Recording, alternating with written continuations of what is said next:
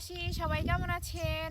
আমি চলে এসেছি আজকে একটা সুন্দর জায়গা এবং পরিচিত জায়গা বেরনতলা। এটা আমরা যারা মঠবাড়িয়ায় থাকি এই জায়গাটা সবাই আজকে আমি সকাল সকাল এখানে চলে এসেছি। আর অনেকে আবার বলতে পারেন যে আপু বেরনতলা বলেছেন, এখানে বেরন কোথায়? যদিও এখানে এখন বেরন নেই। কিছু বছর আগে এখানে রাস্তার দুই সাইডে বেরন গাছ ছিল, যার কারণে এইটার নাম হয়ে গেছে বেরনতলা। এখন আপনাকে আমি একটাও বেরন দেখাতে পারবো না, দুঃখিত। কিন্তু জায়গাটা এখানে কিন্তু অনেক সুন্দর আর ট্রেন্ডিংও বলা যায়, ঠিক আছে?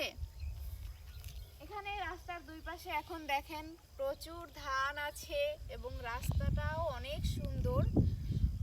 এর আগেও আমি কয়েকবার এখানে এসেছি, বেশ কয়েকবারই এসেছি। আর আজকেও কিন্তু চলে আসলাম আপনাদের জন্য ভিডিও তৈরি করার জন্য। আমাকে অনেকেই মঠবাড়িয়ার ভিডিও চান, কিন্তু আমি মঠবাড়িয়ার ভিডিও তৈরি করতে পারি না, যেহেতু আমি ঢাকায় থাকি।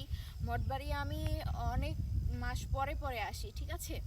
তো ভাবলাম যে এইবার যেহেতু গ্রামে এসেছি, তো আপনাদের জন্য কিছু মঠবাড়িয়ার সুন্দর সুন্দর জায়গা দেখাবো এবং ভিডিও মেক করব।